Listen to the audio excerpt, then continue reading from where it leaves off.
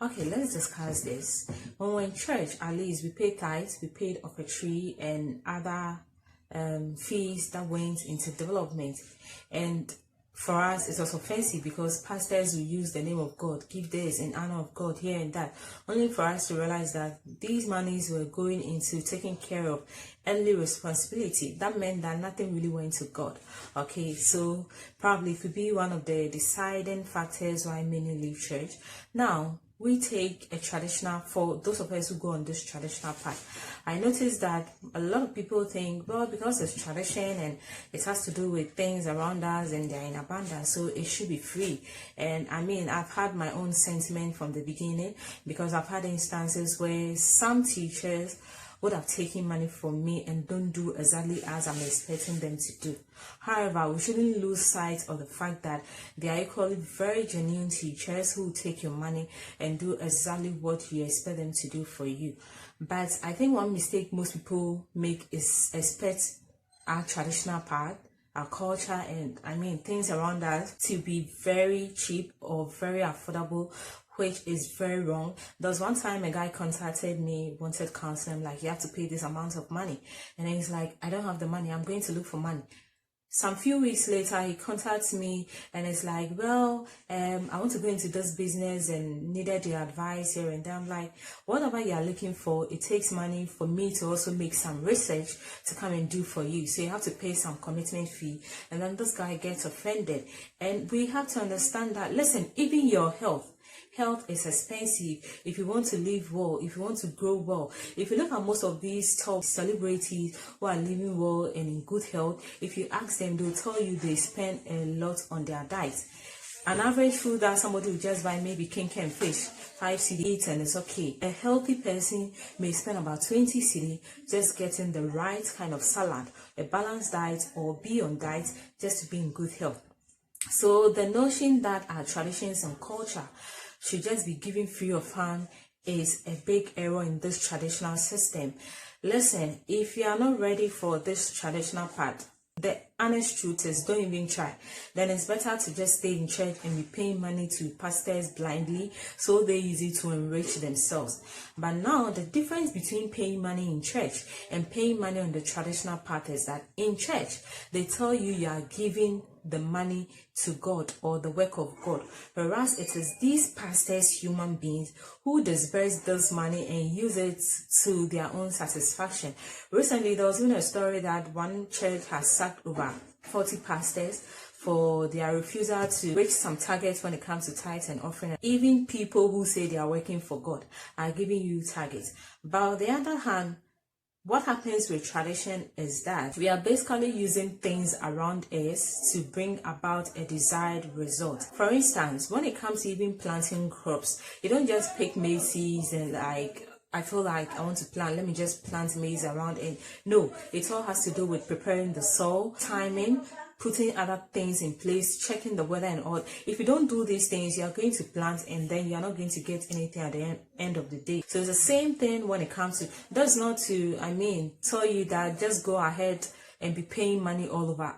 You have to make sure that whoever you are contacting is genuine. Even if you are not sure, give yourself time to know the person and just look around. Listen to your intuition as to whether if it's okay to contact a spiritual teacher or a worker.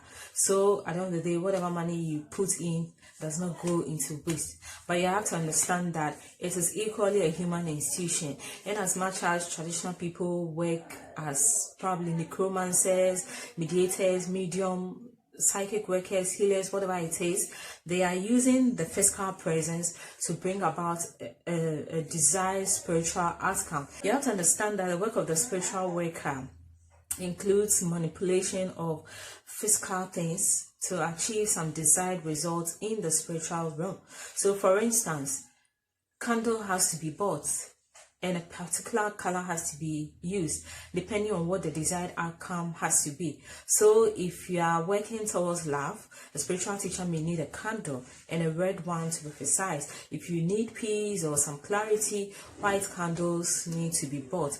And all these things are sometimes incense, animals are used, all these things are used in the physical to bring about a desired end in the spiritual realm. And of course, it's always necessary that when you're paying these monies, you have to ask questions to understand. For most of us, when we started from the beginning, we don't ask any questions like, pay this, that, that. Like, okay, we paid, and eventually we don't get what we are looking for, then the relationship ends.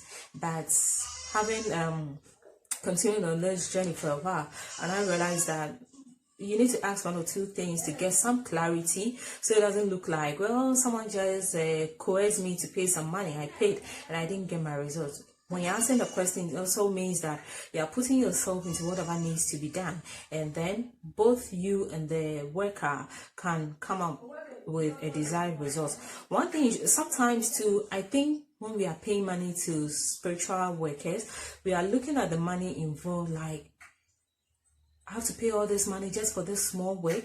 What most people don't realize is that before a spiritual worker even does something for you, first, whatever information they'll use in doing the work for you, they have already paid for it through either research, through some form of initiations. So many things go on behind the scenes that ordinary people don't see. Aside that, before they even have to work for you, most would have to go into divination, would have to go into some trance, whatever it takes, just to bring the desired results to you. So you are just looking at the money you are paying within now, but they have done a groundwork. Sometimes they even would have to steady you for a while before they can do something for you, because it's not everybody that you can work for, and sometimes some energies don't pay. And this is one thing some teachers wouldn't also tell you, that, well, I can't really do this work for you, let's look for another person. They won't tell you because they want to take your money. So the groundwork is done before the actual day work is done. And then there's also post-care. That's how I'll put it. That is something you also don't see. So you just feel, well, he just did this ritual for me. I've had instances where I felt like I paid a lot of money and just this thing was done for me. But of course, I still found people who duped me. But for the genuine ones, I realized that whatever I paid, even after I had paid that money, the day ritual was done for me. Once in a while, I contacted this person. Either it was for a dream interpretation, just to sort out one or two things. Or I felt like, well, I've paid money, you still have to take care of me after whatever day ritual you have done for me. So a lot goes into our traditions and culture. The only problem is that these are not things we're groomed with from childhood. Like I said, a traditional setting, maybe rites are done for children, right? From the very early age. We have puberty rites, we have adolescence rites, we have marriage rites, so many things. So it's like, it's a gradual succession through life. But here's the case, they just took us to church and banished all those things. So when you're waking, it kind of feels like you're a new baby, and you have to take time to allow your soul, spirit, body, and everything to go through some of these processes. And sometimes, trust me, it can be expensive, but for me, it's all a learning process. Work with what you can. The ones you can't, just give yourself time to, decide around it whether you really want to get into it. But more importantly, let's put in positive hearts towards the spiritual work we do, and trust that the universe will add its blessings to it. Peace to us all.